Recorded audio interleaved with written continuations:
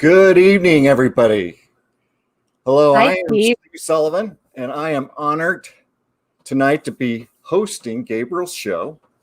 I'm really excited to have Lila Smith as my special guest.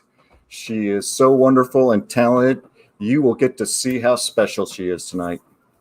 And to start off this show, I have something special for Lila that I've been working on all day. You'll be swell, you'll be great, gonna have the whole world on your plate. Starting here, starting now, everything's coming up, Lila.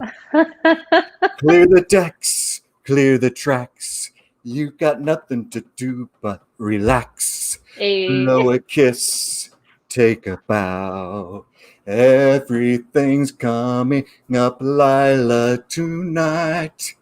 I love that. Welcome Bravo. to the show. I love it. I guess people, if they don't know what that is, shame on them for not having a life in musical theater. That is Steve's version of Everything's Coming Up Roses from the musical Gypsy. Yes, 1959. That is a solid musical theater opening. Da da da da da da. It is. And if you got Ethel Mormon singing it from her, oh yeah, she belches that out. Oh yeah, definitely. So welcome to the show, Lila. I hope you're excited to be here tonight. I'm always excited to have time with you. Thank you. The same here. We've known each other for at least a year and a half. Oh, more than that. It's got to be. Maybe. I think I've known you my whole life. So it seems that's like not that, true. Right? That's not true. It should be. Yeah. Definitely.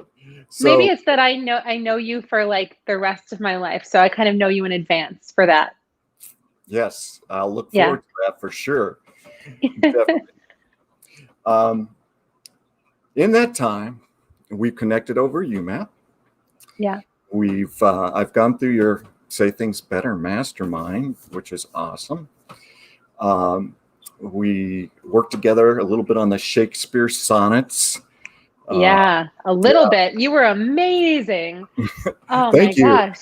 I watched that like 3 times. You did? How did you have that many hours? Oh my God. Yeah, well, because you had to. You went through all those videos.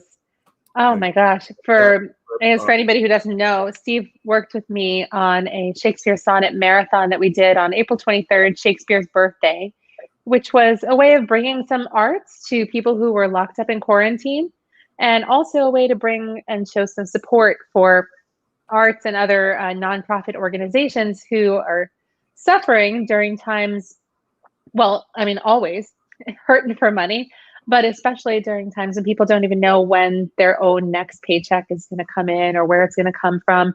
So giving has really slowed.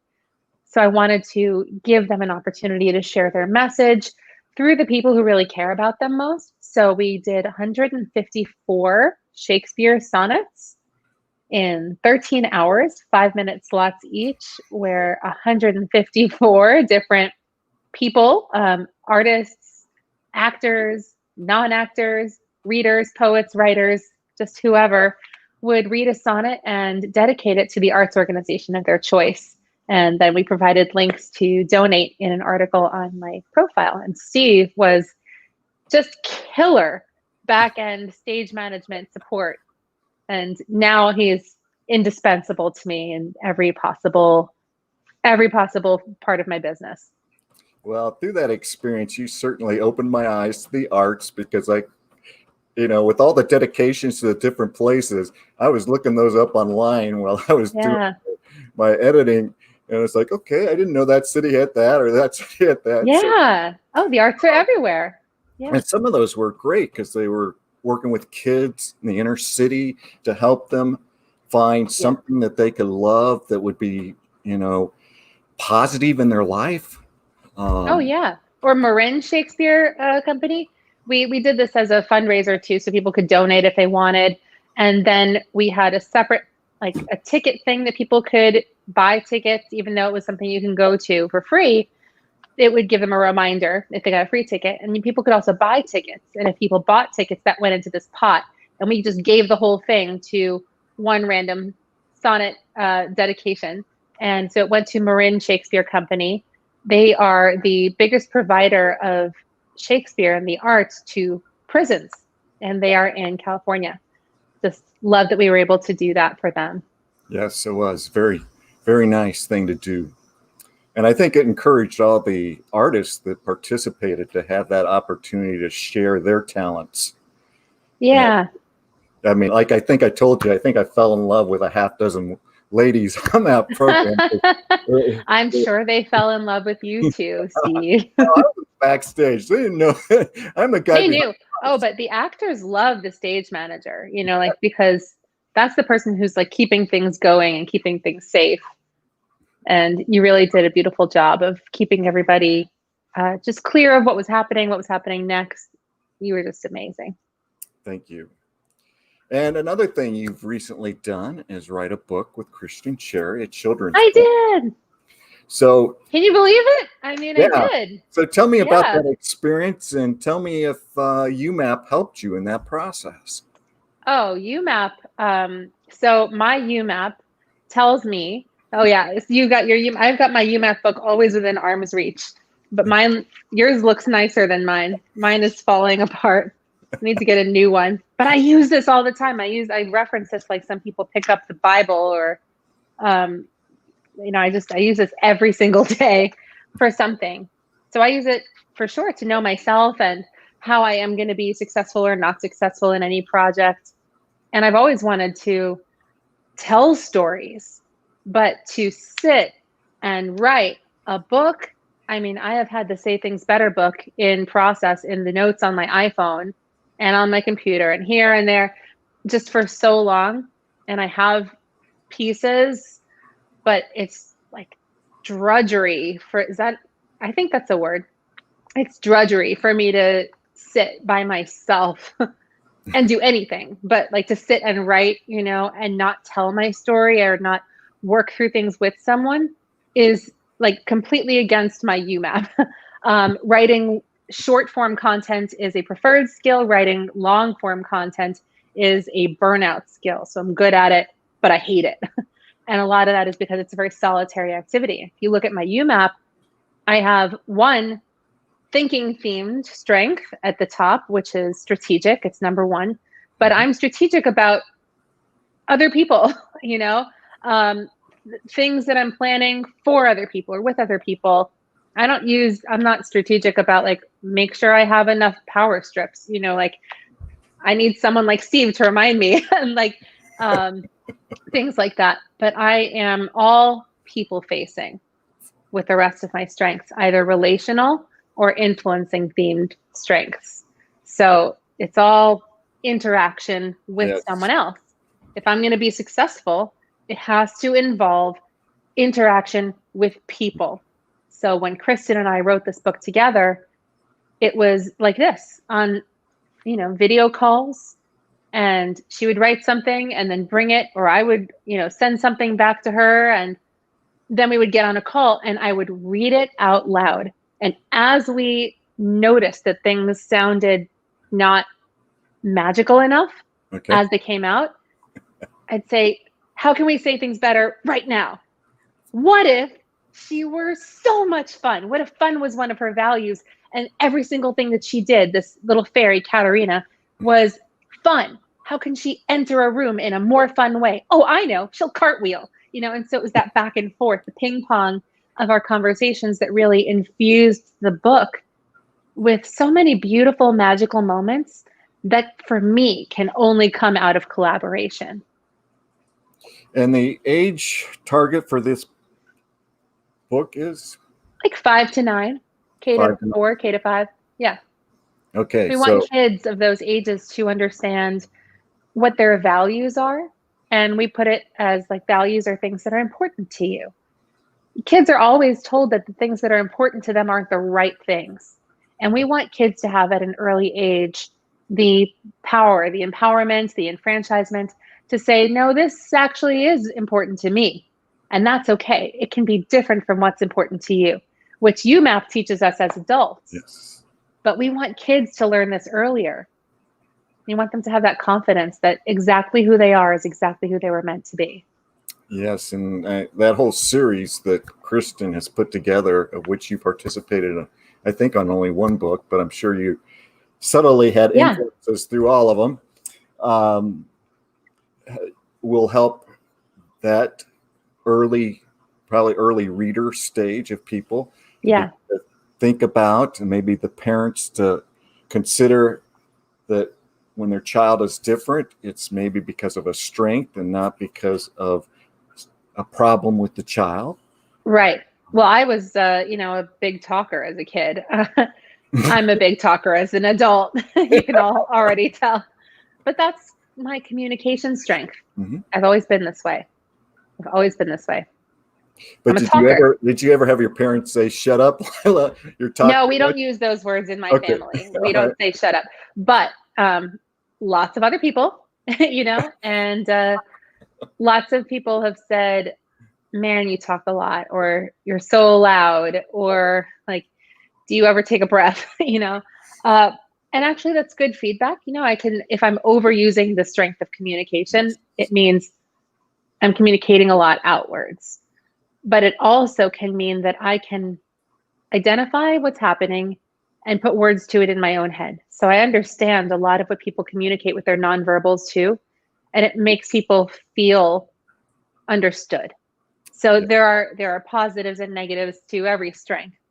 And that one, when I was a little kid, sometimes I would feel bad about, well, I was always talking in class. I'm like, no, I'm learning. This is how I learn. And if you stop me from talking, I don't learn so much, but I understand other kids have to learn too. So, But Kristen's You've Got Gifts series starts with You've Got Gifts, which is similar to the adult version of in the UMAP, it's your strengths. You've Got Values, which is the book that we've written together, is about the values pillar. Mm-hmm. You've Got Skills is skills, the things that you are good at, that you've learned to do, not the things that are born into you, but that you've learned to do, and that you like using. And then her fourth book will be You've Got Personality in the series. And that's based on just how you're wired as that part of UMAP. So there are parallels for an adult's UMAP. You can make your kids' talent story, value story, skills story, personality story, and get a whole sense of who that kid is. My mini UMAP. Yeah. And I look forward to Christmas time being able to buy that whole set and give it to my granddaughter. She's at that perfect age. So yeah. I think by then at least 2 of the books will be out. Okay. All right. Good to know.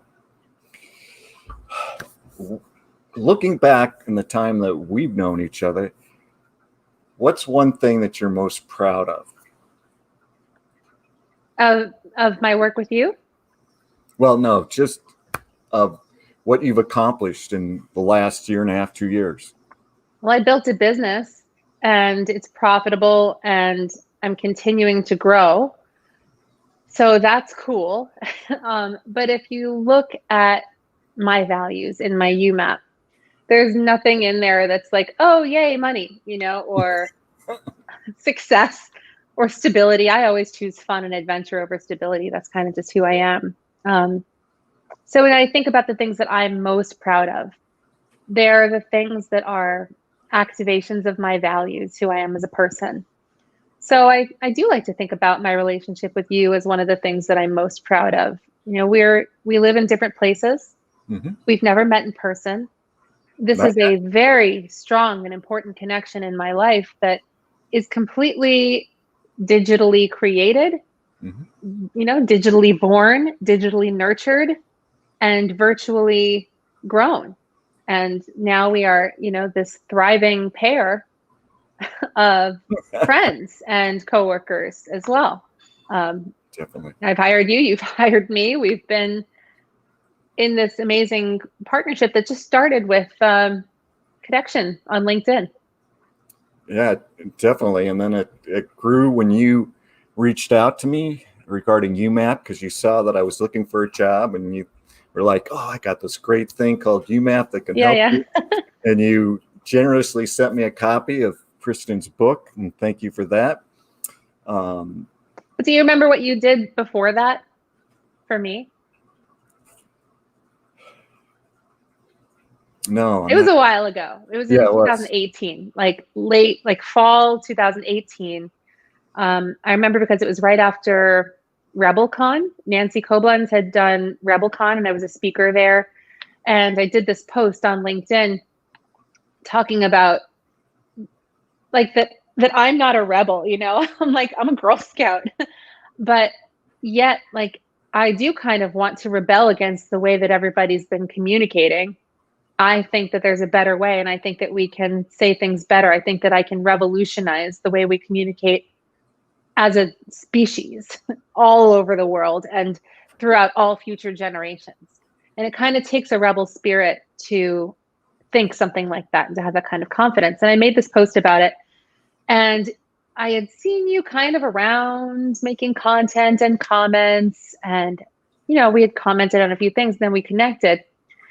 And I was like, I want one of those Steve Sullivan comments. I want him to like go in on this conversation.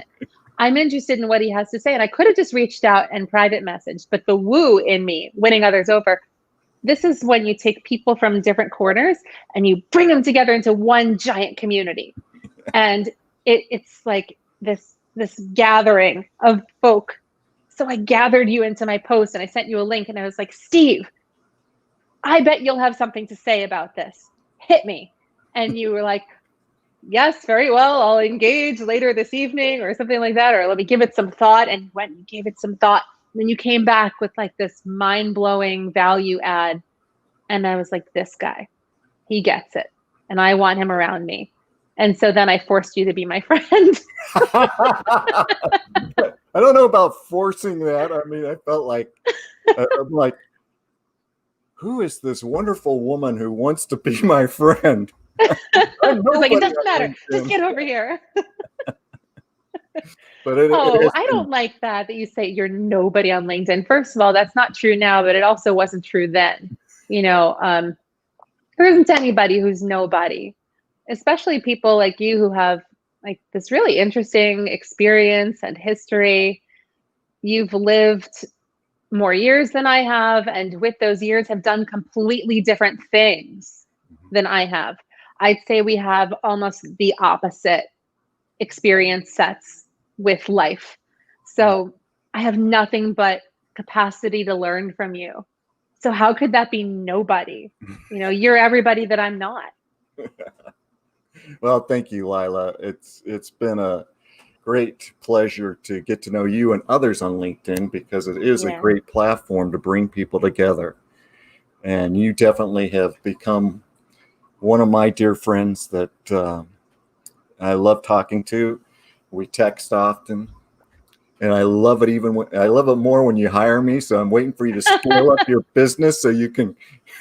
I know I need to value success more, because I'm just like, love and connection, and my workshops are pay what you want, you know, just come. So yes, I'm sure there's ways that you can just grow your business and success. Yeah, it's happening. It's happening. Do you know, I've got bigger opportunities. And this is the thing, like every entrepreneur who has a passion can grow their business their way at their pace. And I would love to say, like, I just made tons of money right away. Not so, but I was profitable right away because I kept my expenses low and scaled at a pace that could keep up with what I was bringing in. And that's what I was comfortable with. You know, I'm an activator, so I look like somebody who takes big leaps. I look like somebody who makes big movements and big actions, especially because I have influencing themed strengths, which means I'm influential. I make a big impact, and I have that capacity. But it's just, I'm not that risky as a person. I need a lot of proof first. And so LinkedIn has been amazing because the people in the community have come to me and said, we'll pay you, we'll pay you, we'll pay you. And so I've been like, I don't know, what do you want to pay me for? And that's kind of how I started my business. was that these people just kept saying the same things. You know, I don't know, help me with my messaging. You always say things better. I have to communicate with my boss, and they're very challenging. How do I say these things? How do I write this email? What do I say in response to this text? How do I respond to this Tinder message? I mean, I get all kinds of requests for how to say things better. The common thread is that people don't feel secure communicating as themselves, or they feel that they'll be judged, and that the result of that judgment will be the loss of some kind of opportunity, whether that's a relationship opportunity or a professional opportunity. And I give people the confidence that they need to feel that they are saying things better. Definitely. Well, I know I learned a lot from your class, of Good. which that's why I gave you that very special opening there. You know, utilize the intentional messaging. My audience, you. So, did that touch your heart? Was I effective? Did I pass? Absolutely. Absolutely. You were verbing your values in such a very, very verby way. I loved it. It was so much fun. I love that you like appealed to my value of fun. I can do that for sure. Yeah. Yeah. As you talk about your work, I know you've worked with some notable companies. Can you mention some of those and tell us your secret on how you landed these clients? Oh gosh, do I have a secret?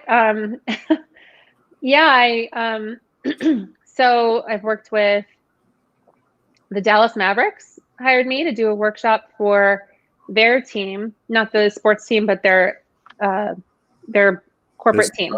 Yeah. Yeah, they're businessy people. And so I did a Verb Your Values workshop there at the Dallas Mavericks. And I'm like looking around, there's like a basketball court in the middle of their offices. And then there's this room off to the side where we did this training. And I got to work with them because I was referred by Erin Feingold, who is a VP there. And I met her on a panel at Dallas Startup Week. I'm going to be speaking at Dallas Startup Week again this year, that Molly Walsh is coordinating all of the speaker slots. But it was Leah Frazier who had brought me into that panel. And I met Leah Frazier in person in a WeWork in Dallas. I recognized her from Instagram. And I was like, excuse me, are you Leah Frazier? And then I forced her to be my friend. So if you're noticing a common theme for how I'm successful, it's all going to come back to some moment when I like made someone be my friend. The same thing happened with Acuity Brands. That came from Jeff Cobalt, who I kind of made be my friend here on LinkedIn. He reached out. We're looking for one speaker for our annual meeting. We've never done this before. I want it to be you. And I was like, yeah, okay.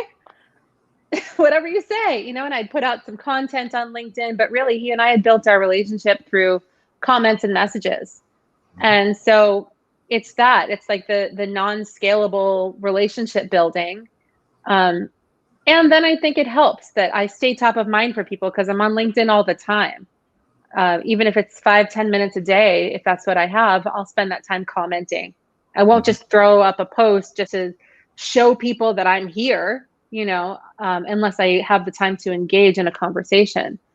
But I'll come in and comment on stuff every day. And that's really where a lot of my opportunities have come from. Yeah, you drop a lot of nuggets of wisdom in the comments on people's posts. I'm so inspired by what people say. We have a smart community. We have people here who really think interesting things. I think that it's very generous of people to post content, to share from a perspective that I could never have because I haven't lived it. Mm-hmm. It's theirs. And it's like they're giving it to the community, saying, come gather around this idea and find fellowship here in the discussion, in the comments. And so I do. And sometimes I go in on it because I'm like, oh, mind blown. Oh, wait, thought, you know, or I'll tag in Kristen and like something incredible will happen.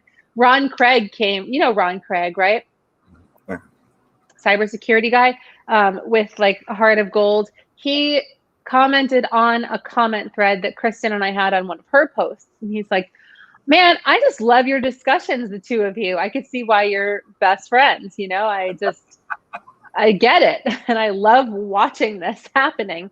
And it's funny, like Kristen and I, we are really close. We're in touch every single day. But in the comments, we take our comfort with private conversations and we bring it into the public eye, not because we're trying to show it, but because we're not trying not to. I guess that's the gift. It's like, we don't need this stuff to be private. We know each other are a safe space to really explore our thoughts. And if other people happen to be here, fine. I see Howard has commented, it's the importance of being truly authentic. And I think that's really true, that you get into the best conversations, the best connections, the best opportunities end up coming from when you entered a situation as 100% your unapologetic self. Definitely. And one of the things that you have shown in your comments tonight is that people do pay attention to the comments on posts. Yeah. And if you're active on LinkedIn, you should take the time to comment. A lot of people just do a like and it's like a drive-by, and they're missing opportunities to connect with people because they're not truly investing in themselves and engaging. Right. With it shows. Correct. It shows when you don't care about building relationships. It shows. People know. And some people don't mind. Some people are like, I'm totally fine being the audience while they're being the celebrity. That's cool. I'm here for that. It's not me. I'm not here trying to be celebrity. I'm here trying to connect. Yes. And I think that that's what shows when you're, especially in the comments. And you can see things in the comments about where people's true influence lies. It's like, if you want to see a metric, look at Steve Sullivan, look at Andy Foote, Foote. He's a LinkedIn coach. Look at Karen Cooper. I think she's here tonight on this thread. Look at, some of the truly great commenters, and it's not always like long things, but look, Karen will comment something and she'll get 10 likes on that comment. Look at Lori Knudson's thoughtful comments, Knudsen. I'm talking about people who are like truly masterful relationship builders and people with real influence in the comments. You can see that it's like people's eyes are drawn to, what did that person have to say? Like, the post, but what did that person have to add to this? And that I think is really how you see like what's going on in terms of the relationships being built behind the scenes. Yes. And they often then leap from that to direct messages, to maybe emails, to calls. Yeah. Or to working together. Yes. Definitely. I don't know. Has there ever been like a LinkedIn wedding? Have people met on LinkedIn and then gotten married? I wouldn't be surprised.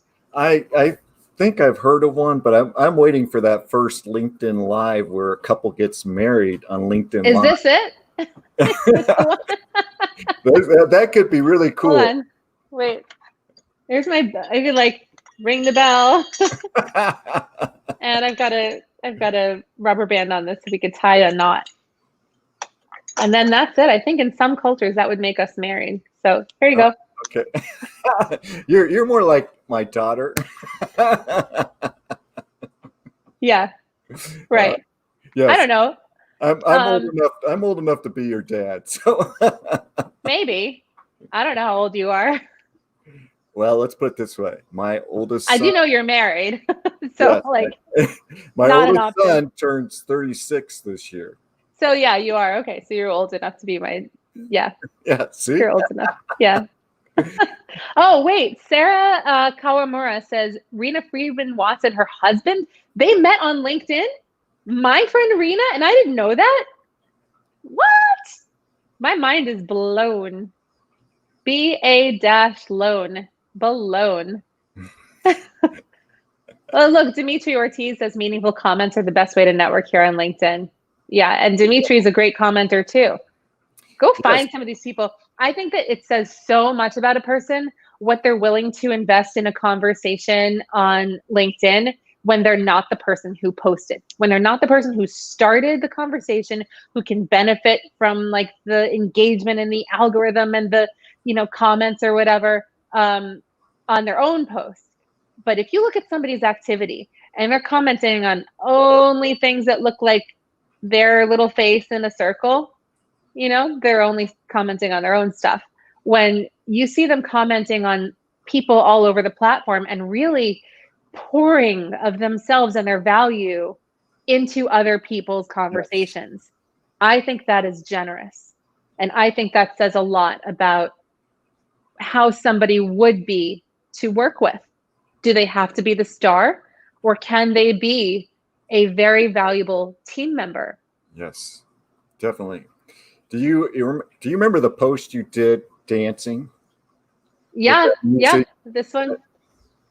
Yeah, exactly. And I put that lengthy comment on your. I loved it so much. And it's, it's like comments like yours on posts that are a little bit different for me. Stuff where I'm still kind of feeling out my own artistry and feeling out just how wild I can be without kind of breaking trust with my following, right? And it's interesting, after that post, I had another friend of ours tell me that this guy I had been in talks with about helping his company with messaging, said to her, like, did you see Lila's post? She's like dancing and it's very like, and he was put off by that. And he didn't want to work with me because I think it distanced him from the idea of making content. Like, he couldn't connect that I wasn't wanting him to dance, but that I wanted him to like be himself the way I'm myself. So yeah, but exactly. And she was like, well, you're going to turn off a lot of people like him. And I was like, okay,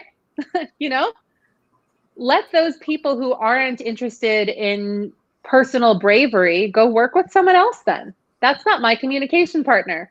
I want to like make my content for the people who are going to be excited that I'm posting it, that I do something different, that I do something that's me. and it's not that I want them to do the same thing in practice. I don't need everybody to go sing and dance, but I do want people to be bravely themselves and just go like balls to the wall with it, and feel okay saying balls to the wall if that's how you talk. Well, I know what you mean, because I often have heard from people saying, Steve, you need to be more professional. You put too many posts out there that are fun and show you as a fun person, but that's not really going to connect with right, because no one wants to work with a fun person. Well, Lila does, so I don't need anybody else. Exactly. No, but that's exactly it. You want to show as much of yourself as you can to the people who are going to just love that. You posted this exercise video the other day. Oh my God, I loved it. I loved it so much. And it had nothing to do with work, except that I saw, you could extrapolate. You could say like, okay, Steve's willing to put the work in. Steve doesn't put ego over connection. You could take the values of that out and apply them towards a workplace environment. But really, it was just like, look, Steve's having fun. Steve's putting the work in. Steve's other people like Katya Forsyth, while he's working out and putting it on LinkedIn. And it was so generous and it was so fun. And I just loved it. And it made me say, like, what's the soonest I can pay Steve and work with him on something? Because I desperately need that fun energy around me in order to be excited to do new things and work. Yeah, I loved it that you did that. Thank you. Oh, Jordan Mendoza's here. Hi, Jordan. Hi, Jordan. Jordan has great posts and comments and hair. Yeah, definitely. And Karen, she keeps adding great stuff here. So thank you, Karen. Yeah. I try to bring some humor, even in my bloopers. I don't know how many people actually add bloopers to their videos, but I've done that quite often. Yeah, I've only seen a few people do it. I leave mine on the cutting room floor. I don't have that kind of confidence. It's easy for me to talk about it, less easy for me to show it. I think that people don't actually know that I get very anxious about video content, especially my heart beats up to here and I can't breathe, that kind of anxious when I have to create video content or I'm using technology that isn't working the way I think it should. Gosh, I just freak out about it. And I have to, well, first of all, I'll take CBD oil, if I can, but then also just reminding myself why I'm doing it. Yes. What my motivation is. And until pretty recently, it's just been that my motivation to get through it has been to empower other people to be their best communication selves, right? To say things better by being more intentional. And that the impact has been enough. But sometimes having a personal motivation can feel like even higher stakes. So lately it's been that I want to build a family by adopting foster kids, adopting out of foster care. I'm looking to adopt older children in the next few years.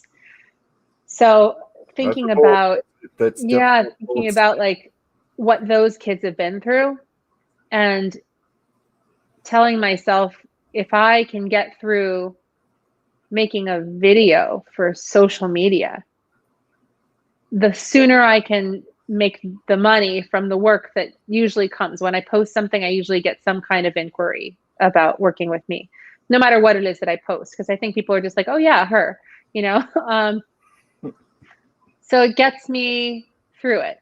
It gets me through it now in a more immediate way.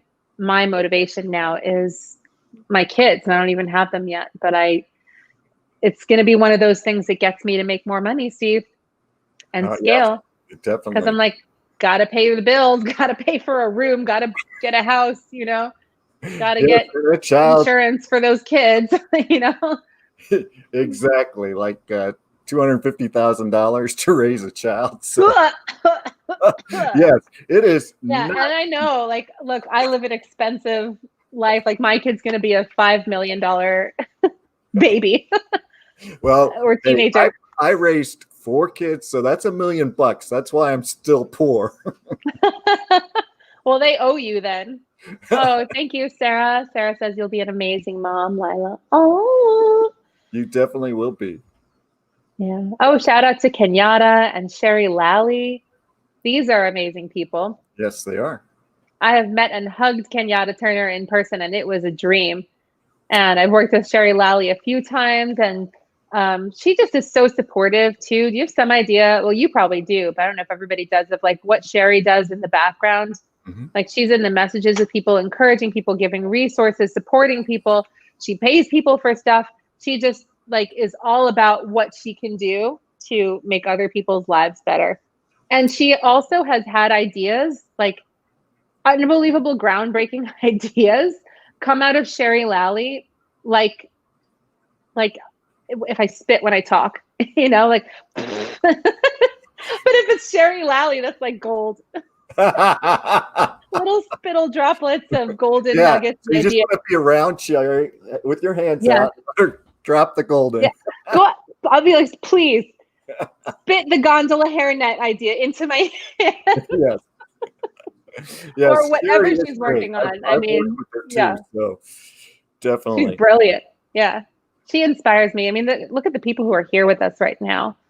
This is why, some people are miserable and home and feeling like everything in the world has gone to garbage, and everybody's complaining a lot. And I'm like, really?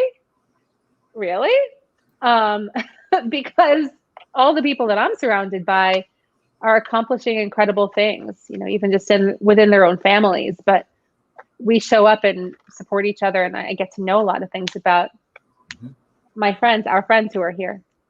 Yes, definitely. And we surround ourselves with people that are positive. and that Yes, positivity. look, I've got like little Steve right here. I got like. Yeah.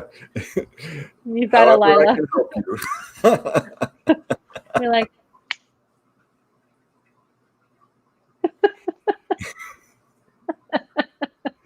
Definitely. So, what else would you like to talk about that I haven't asked you?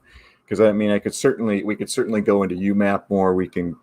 I can talk to you about your arts and music, which people know a lot about, and they can Do they? see how talented. Yeah.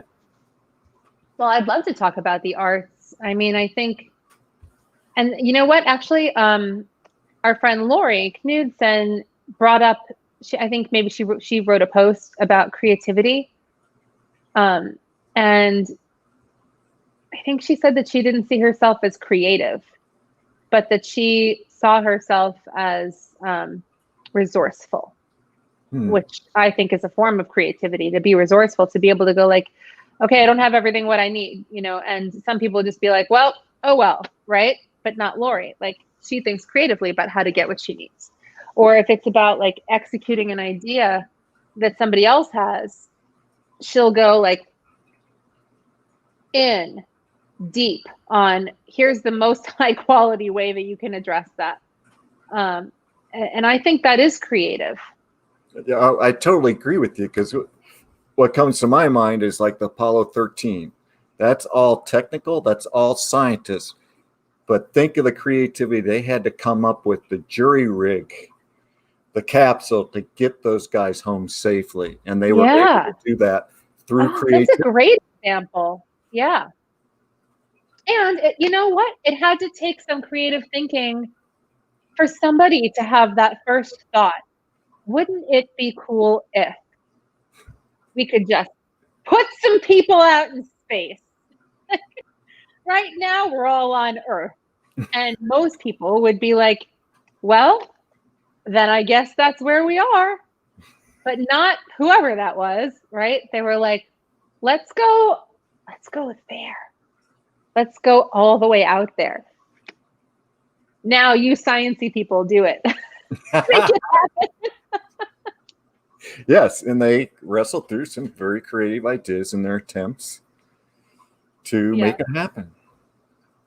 So I think creativity comes in all different forms, but I know that my creative muscles are strong because I spent my whole life immersed in the arts. Mm-hmm. Definitely. And I love that, because it's grown this part of me that some people don't even know that they have. And where it really has grown has been through practice. Like there's that old New Yorkie joke. How do you get to Carnegie Hall? Practice, practice, practice. But it's true. The most creative composers get to the biggest stages, or even just the weirdest stages, because they practice. They practice using their creative muscles. They flex them. They create things. They ask that question, what if? And some people are just like, what do I have around me? Mm-hmm. What can I do with this that's different? So I've got I've got my bell, I've got my UMAP, and I've got Diet Dr. Pepper, who has not sponsored this episode, but like, shout out to a Dallas company, I've got tweezers. So like, I'm surrounded by stuff right now, as I'm sure you can tell from just this arrangement of stuff. But somebody would have this arrangement of stuff and say, well, I guess I could put that away, right?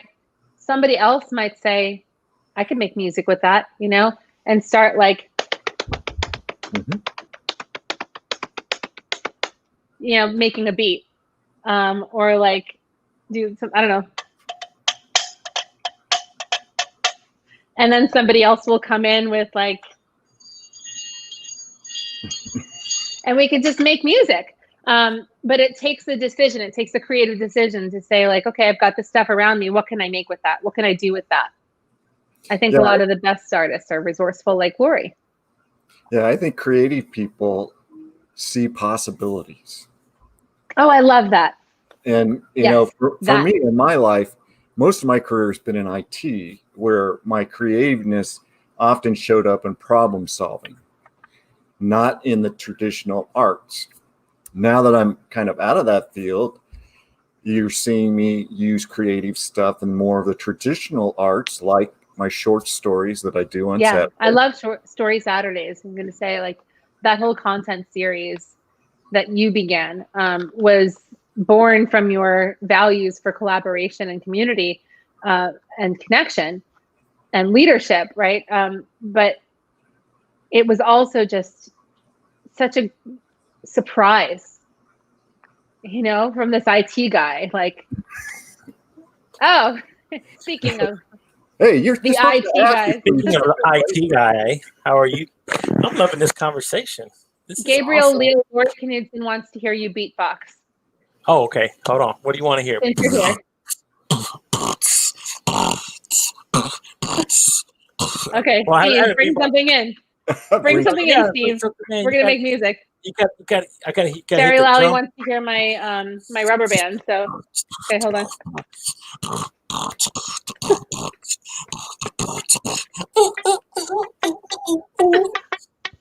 Hey, man. We're musicians. Awesome. We're a band. Man, right? And this is our album cover. Yes. This is a lot of firsts tonight. We just sold one copy. It's already climbing the charts. Wow, look at this, man. I got people already inquiring. So, well, it's a human beatbox. Yes, guys. So this is awesome. Again, I love the fact that you guys are talking about creativity. I always love creativity. You made your whole made from scratch that's broadcast because you wanted to support creative thinkers and makers. Yeah, you know where that started, right? It started with you.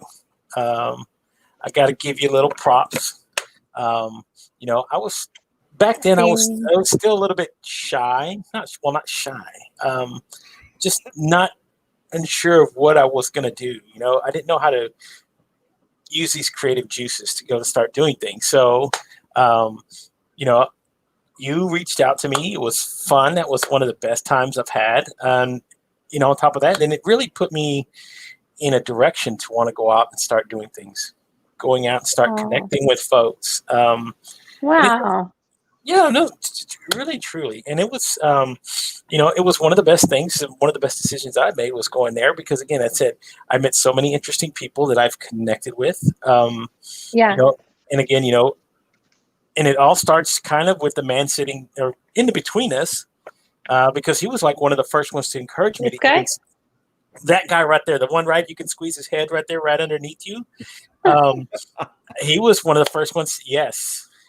He was one of the first ones to encourage me to start sharing my story. So, if it wasn't for him, I probably would have been a little bit more reserved. I don't know if I would have been able to do the things that I did without meeting the people that I did. And it was a lot through what you guys talked about. It was through connection. It was through commenting. It was through all of these things that I was able to find these people that I was destined to meet.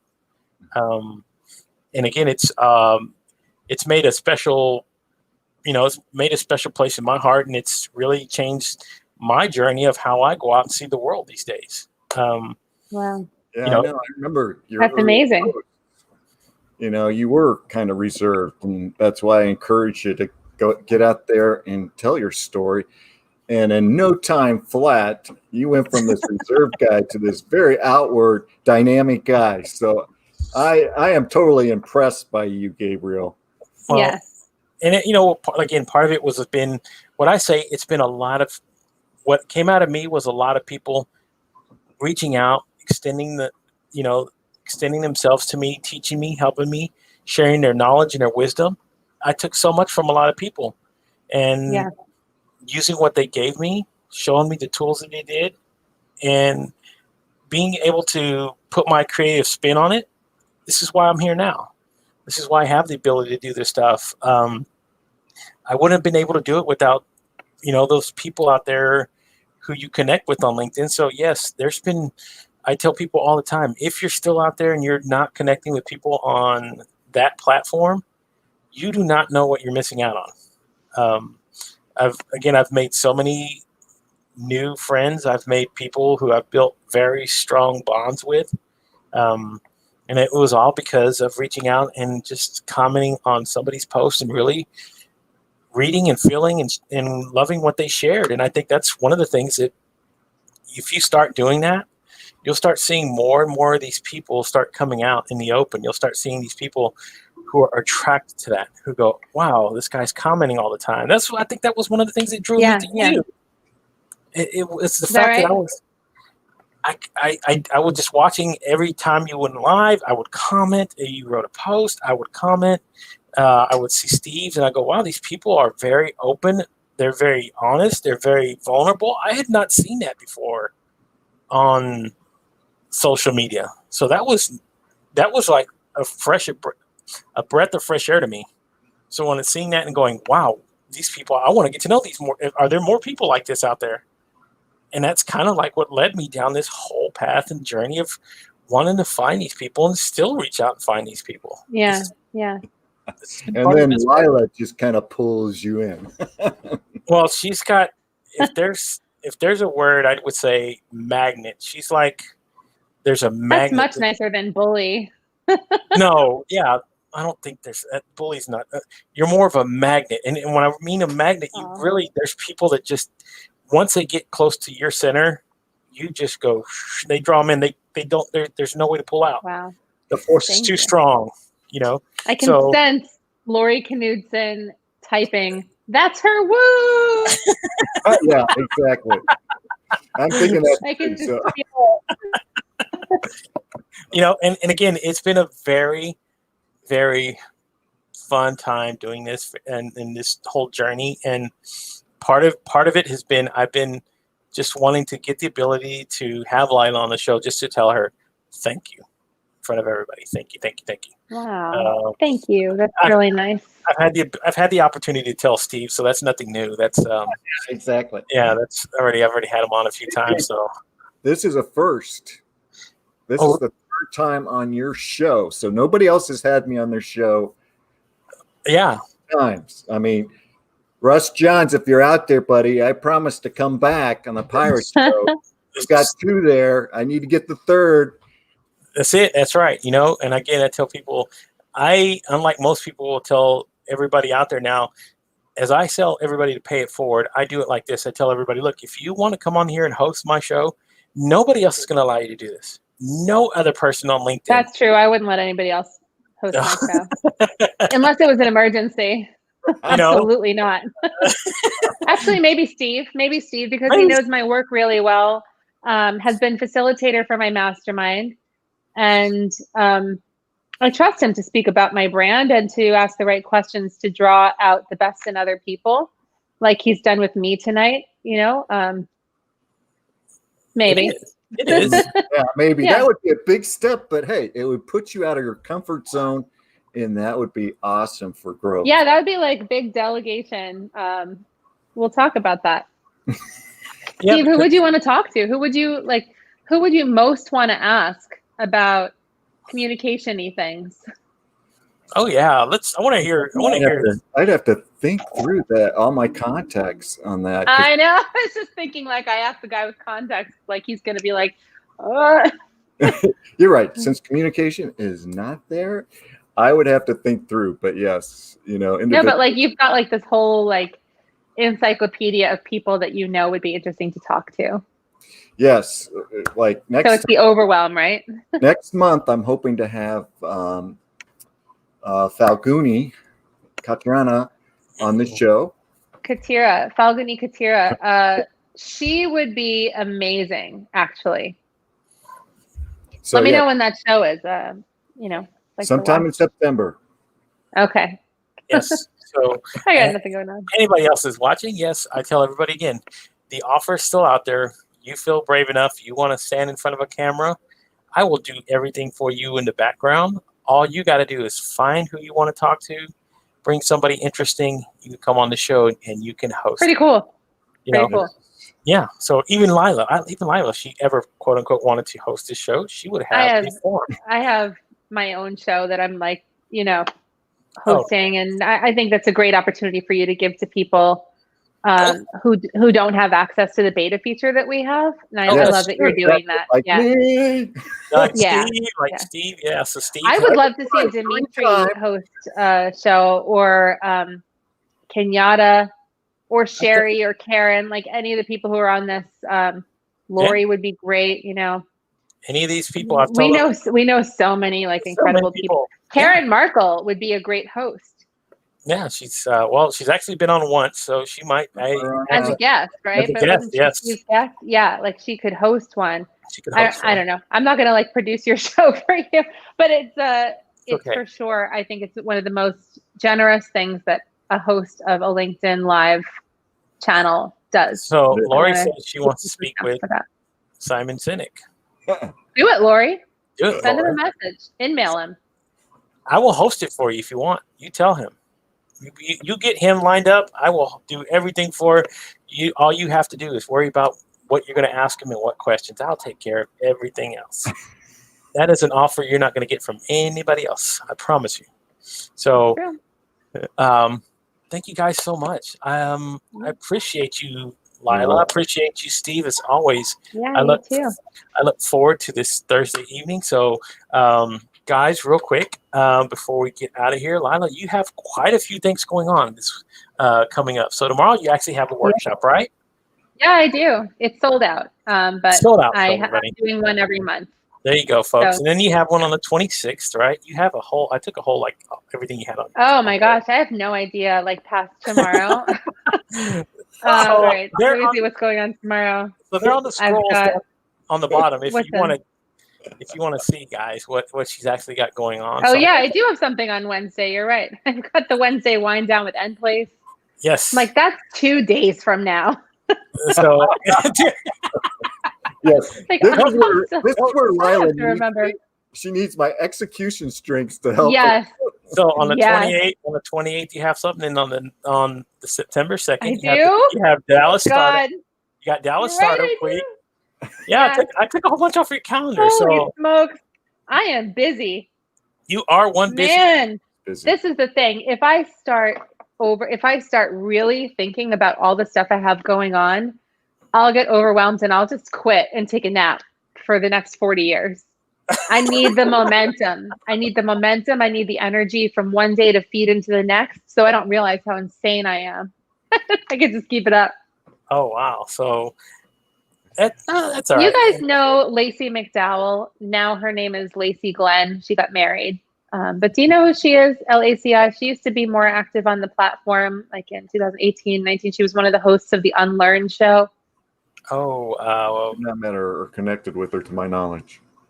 Well, she's amazing. She continues to be amazing. She's an incredible mom. She's got a good marketing mind, and she's just really special. And she was one of my favorite content creators when I first started using the platform more in 2017, instead of just looking at it like a place to put my resume. And she started this hashtag thing before people were really doing that too much. It was hashtag I have hope. And she was like, look, the world is pretty dark sometimes. Share a post with hashtag I have hope about something that brings some light into the world. And I'm calling it up now because we're again in a time when things are kind of dark. People are kind of in between, and nobody really knows what's up, what's down, what's red, what's green. You know, we don't know what normal ever is going to look like again. We don't know if we're going to be able to see people's smiles in the street ever again, or if now like masks are the thing. And it's just it's just a weird time. So I was thinking about that thing that she did then, and just wanted to ask you guys. I wrote a post about it then. It was like a poem that was sort of a rap that I wrote to share with that hashtag, which is in my archives over here somewhere. But I was just wondering what you guys would have to say about that. Like the two of you, like if you were posting something right now, if you have a message to share with people watching. Why do you have hope? I have hope because one of my values is faith. So I believe in people. I believe that people can be better. And so living in that value gives me the ability to have that kind of hope. Yes, same sort of deal. I have hope that we can all change.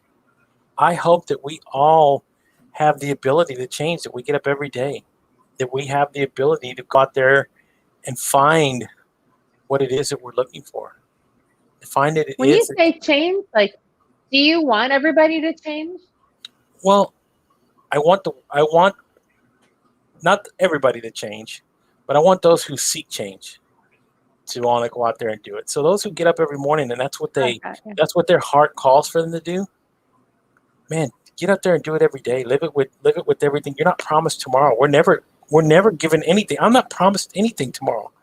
So that's why I get up every day and do what I have to do. That's why I've stepped back, because I've changed myself. I'm going out there to go start looking for volunteering things to start doing in this community. That's great. Because that's what the heart is calling. That's what the heart tells me to go do. And it's one thing to say it, like I've said it on here a few times, but it's another thing to actually get up and go start doing it, because so taking action gives you hope. And and there's somebody's life out there I want to change.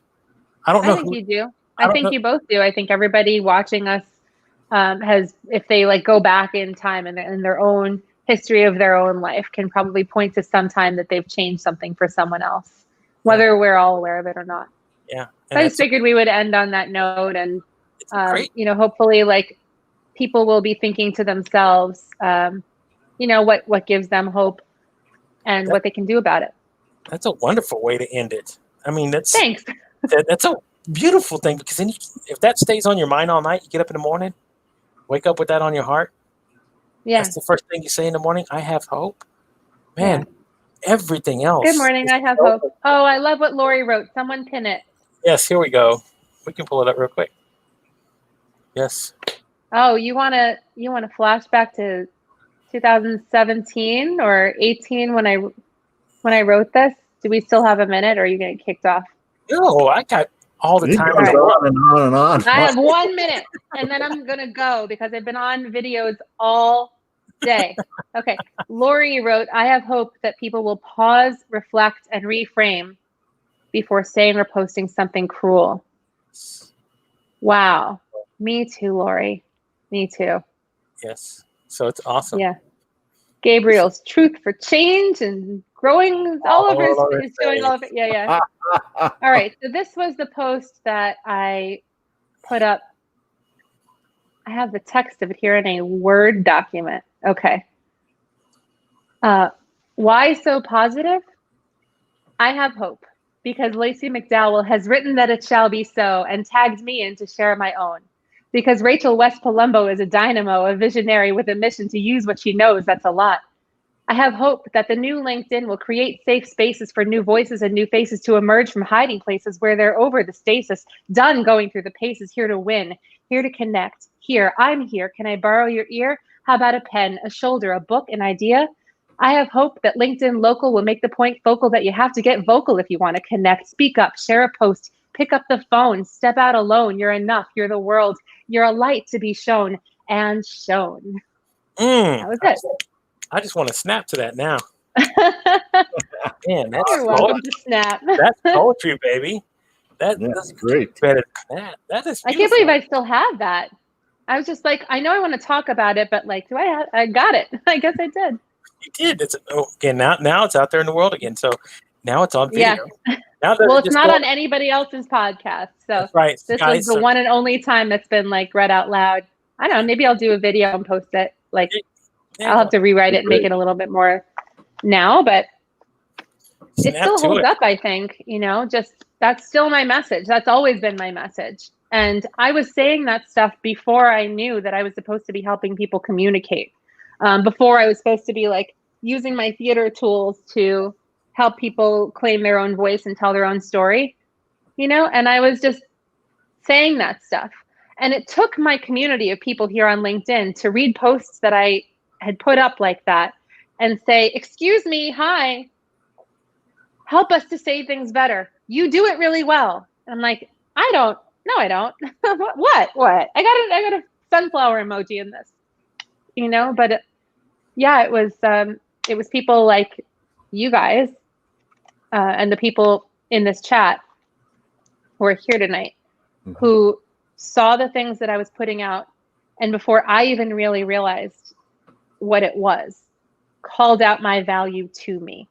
And that is why I will never stop feeding this community back. That is powerful. And now good night. And now good night, right?